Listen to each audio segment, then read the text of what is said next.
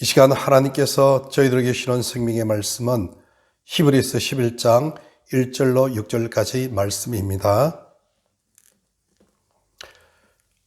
믿음은 바라는 것들의 실상이요 보이지 않는 것들의 증거니 선진들의 이로써 증거를 얻었느니라.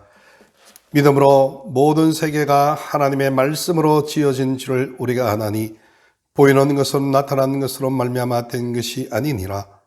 믿음으로 아벨은 가인보다 더 나은 제사를 하나님께 드림으로 의로운 자라 하시는 증거를 얻었으니 하나님이 그 예물에 대하여 정나심이라. 그가 죽었으나 그 믿음으로써 지금도 말하느니라. 믿음으로 에녹은 죽음을 보지 않고 옮겨졌으니 하나님이 그를 옮기심으로 다시 보이지 아니하였느니라. 그는 옮겨지기 전에 하나님을 기쁘시게 하는 자라 하는 증거를 받았느니라.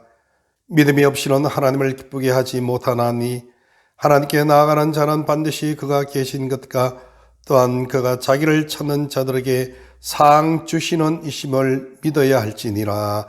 아멘. 요즘 고위 공직자들을 임명하려고 하여도 하겠다고 나서는 사람이 없다는 글을 읽어본 적이 있습니다. 이유 중 가장 큰 것은 자신의 삶이 발가벗겨진다는 것에 대한 부담감이라고 생각합니다. 청문회에 나온 사람들 중에 그냥 넘어가는 사람이 한 사람도 없다는 것입니다. 그러고 보면 청문회를 통하여서 성경이 정확한 것을 다시 한번 확인하게 됩니다. 의인은 없나니 하나도 없다라는 것입니다. 우리 자신도 그 누구도 청문회 자리에 앉아 있다면 당당하게 앉아 있을 사람은 한 사람도 없다는 것입니다. 그러므로 이 세상에는 진정으로 믿을 수 있는 존재는 한 사람도 없다는 것입니다. 다만 허물 있는 사람들이 함께 모여서 살아가고 있을 뿐이라는 것입니다. 따라서 모든 사람들은 불쌍히 여겨야 할 사랑의 대상일 뿐이라는 것입니다. 예수님께서는 사람들 마음속에 들어오셔서 그 사람을 성전 삼으시는데 그 사람의 문을 여는 열쇠가 곧 믿음이라는 것입니다. 요한복음 1장 12절에는 영접하는 자, 곧 그 이름을 믿는 자들에게는 하나님의 자녀가 되는 권세를 주셨으니 라고 말씀하셨습니다. 믿음으로 예수님을 영접하여 마음에 모시는 것입니다. 골로새서 2장 3절에 예수님은 하나님의 비밀이요 그 예수님 안에는 지혜와 지식의 모든 보화가 감추어져 있다고 말씀하셨습니다. 따라서 예수님은 천국 문을 여는 열쇠요 예수님을 마음속에 모신 사람은 하나님의 모든 복을 가진 사람입니다. 반대로 그리스도인의 삶의 대부분의 문제는 믿음이 부족한 데서 오는 것입니다. 믿음의 반대는 염려입니다. 염려는 하나님에 대한 모독이자 불신입니다. 고독이라는 것은 하나님의 임재를 믿지 못해서 오는 결과입니다. 죄책감은 하나님의 은혜의 충만한 용서에 대한 확신이 없는 결과입니다.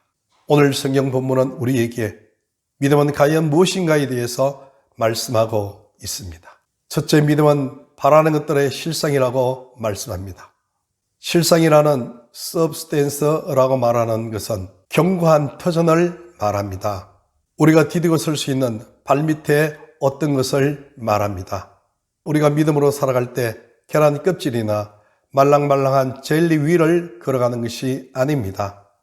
우리가 단단한 바위 위에 서 있는 것을 말합니다. 어떤 사람은 보이지 않는 믿음에 대하여 말하지 말고 눈에 보이고 손에 잡히고 귀로 들을 수 있는 사람의 오간으로 경험할 수 있는 것에 대하여 보여달라고 합니다. 그러나 우리의 오간으로 보이는 것이 실제적인 것입니까? 사도 바울은 고린도후서 4장 18절에서 우리에게 보이는 것은 잠깐이요 보이지 않는 것은 영원하다 그렇게 말씀했습니다. 무엇이 더 영원한 것입니까? 우리의 눈에 보이는 것은 영원한 것이 하나도 없습니다. 그래서 가수 황제라고 하는 나훈아도 청춘을 돌려다오라는 노래를 애타게 부르고 있는 것입니다. 믿음은 바라는 것들의 실상입니다. 그 바라는 것은 눈에 보이지 않는 것입니다. 그것은 영원한 것입니다. 영원한 것은 하나님이시자 예수님밖에 없습니다. 두 번째, 믿음은 보이지 않는 것들에 대한 증거입니다. 믿음은 하나님께서 약속하신 것에 대하여 반드시 지키신다는 것에 대하여 설득력 있는 증거라는 것입니다. 증거란 보이지 않는 실제에 대한 입증입니다. 실제가 없으면 증거가 있을 수 없습니다. 증거라는 것은 부모가 외국에 있는 자녀에게 아파트를 한 채 상속한 후 집 문서를 우편으로 보냈습니다. 우편으로 집 문서를 받은 자녀가 그 문서를 보고 고국에 있는 그 문서의 아파트는 자신의 것이라고 확신을 합니다. 왜냐하면 그 문서가 그 아파트의 주인이라는 사실을 증거하고 있다는 것입니다. 우리가 예수님을 믿는 믿음은 하나님의 생명인 영생이 나에게 주어졌다는 것을 믿는 증거입니다. 세 번째, 믿음은 이 세상에서 가장 역동적인 힘인 것입니다. 믿음은 하나님의 손을 움직이게 합니다. 히브리서 11장 6절에 믿음이 없이는 기쁘시게 못하나니 하나님께 나아가는 자는 반드시 그가 계신 것과 또한 자기를 찾는 자에게 상 주시는 이임을 믿어야 할지니라 라고 말씀하고 있습니다. 먼저 믿음이 없는 것은 악이고 사악한 죄이고 죄악의 근원입니다. 믿음이 없는 것은 사람이 천국에 들어가지 못하게 하는 유일한 죄입니다. 요한복음 3장 17절에 하나님의 아들을 세상에 보내신 것은 예수님으로 말미암아 세상을 구원하게 하심이라 라고 말씀하셨습니다. 불신앙의 죄는 하나님의 인격에 관한 것이기 때문에 아주 무서운 죄입니다. 만일 여러분이 어느 곳에 강사로 초빙되어 혼신의 노력으로 열강을 하셨습니다. 그런데 사회자가 마지막에 나와서 하는 말이 오늘 강연을 해주신 분에 대하여 한 가지 마지막으로 여러분에게 말씀드릴 것이 있습니다. 그것은 바로 그가 하는 말을 여러분들은 믿을 수가 없다는 것입니다. 이런 말을 들었다면 그 강사는 집에 가서 잠을 잘 수 있겠습니까? 마찬가지로 하나님을 믿지 않는다면 우주천지를 창조하신 하나님, 우리에게 필요한 모든 것을 다 공급해 주시는 하나님, 그 하나님께 신뢰를 범하는 것이 아니겠습니까? 요한일서 5장 10절에는 하나님을 믿지 않는 사람은 하나님을 거짓말하는 자로 만든다고 했습니다. 누가 여러분에게 거짓말장이라고 모욕을 준다면 여러분 가만히 있겠습니까? 그러므로 하나님을 믿지 않는 죄가 얼마나 큰지, 죄 중에 가장 큰 죄는 하나님을 믿지 않고 불신하는 죄라는 것에 대해 우리는 충격을 받습니다. 또한 믿음으로 우리는 하나님을 기쁘시게 할 수 있습니다. 믿음이 없이는 하나님을 기쁘시게 못하나니 달리 말하면 믿음이 있으면 하나님을 기쁘시게 해드린다는 것입니다. 하나님을 기쁘시게 해드리는 것이 우리 삶의 목표가 되어야 합니다. 하나님이 기뻐하시면 솔몬에게 지혜와 함께 부와 기와 영화도 다 주셨습니다. 그리고 하나님의 성전을 짓는 특권도 주셨습니다. 하나님이 기뻐하시면 다윗처럼 내 마음에 합한 자라 하시면서 그의 왕위를 굳게 세워주셨습니다. 그리고 그의 자손 예수 그리스도를 보내주셨습니다. 하나님을 기쁘시게 하는 것은 믿음입니다. 하나님이 기뻐하시는 믿음은 진짜 믿음입니다. 믿음에는 진짜 믿음과 가짜 믿음이 있습니다. 오늘날 신앙으로 포장된 적극적인 믿음이라는 것이 있습니다. 하나님께서는 무엇이든지 하실 수 있습니다. 그러므로 당신에게 충분한 믿음이 있다면 하나님께서는 당신이 원하는 무엇이든지 해 주실 수 있습니다. 당신은 원하는 것을 요구하기만 하면 됩니다. 얼핏 보면 옳은 것 같지만은 성경적인 믿음이 아닙니다. 참된 믿음은 하나님께서 나에게 이루시는 모든 일에 대하여 마리아가 천사의 수태고지를 받았을 때 처녀의 몸으로 아기를 가졌다는 것에 대하여 죽을지도 모르지만 죄의 계집적 요원이 말씀대로 이루어지이다 라고 대답을 하는 것과 같습니다. 어떤 근사님이 계셨습니다. 교회의 귀한 일꾼이었습니다. 그전에는 항상 불평을 하지 않고 도맡아 하시고 사람들로부터 칭찬이 자자한 분이었습니다. 그런데 어느 날 몸에 이상이 생겨서 병원에 갔습니다. 진찰 결과 안타깝게도 말기암이었습니다. 온 교회는 그 근사님을 위하여 기도에 들어갔습니다. 그러나 시간이 흐르면서 건강은 더 악화되어서 몸이 종이 조각처럼 가볍게 되었습니다. 그러나 성도들은 하나님께서 반드시 고쳐주실 줄 믿습니다 라는 강한 믿음으로 바라보았습니다. 하나님은 능치 못하시는 일이 없으시니 내가 믿으니 나의 이 믿음을 보시고 반드시 하나님께서 고쳐주신다 라는 생각들을 많이 했습니다. 그래서 그랬을까요? 어느 날 한 목사님이 오셔서 그 권사님에게 안수기도를 해주셨습니다. 그날 그 병은 말끔히 치료가 되었습니다. 온 교인들은 기뻐서 어쩔 줄을 몰라 있습니다. 자신들이 하나님을 믿고 뜨겁게 기도했기 때문에 병이 나았다는 것입니다. 모두들 자기 믿음에 대하여 자긍심을 가졌습니다.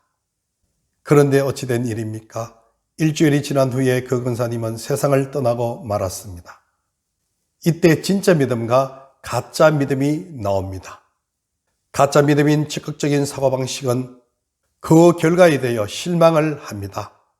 자신의 기도를 하나님께서 응답해 주시지 아니하셨고 자신의 믿음의 기도는 응답받지 못하는 가짜 기도였구나 라고 생각을 합니다.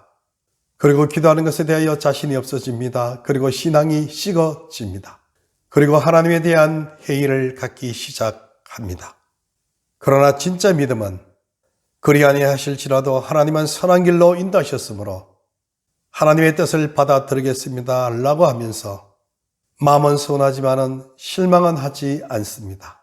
마지막으로 믿음을 통하여 하나님께서는 우리에게 상을 주십니다.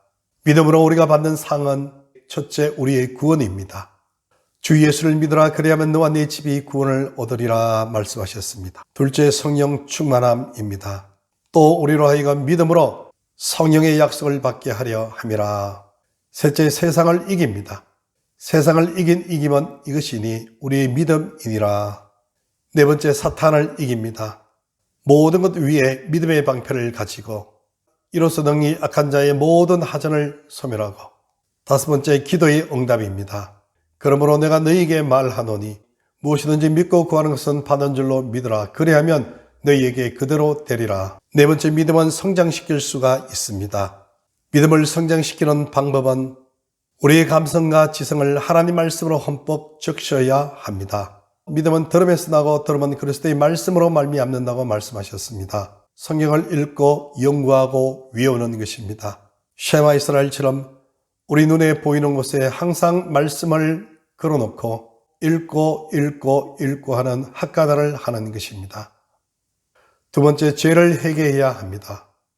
모든 무거운 것과 얽매이기 쉬운 죄를 벗어버려야 합니다. 얽매이기 쉬운이라는 말은 어떤 대상을 교묘하게 둘러싼다는 의미입니다. 불신앙은 악한 마음에서 오는 것입니다.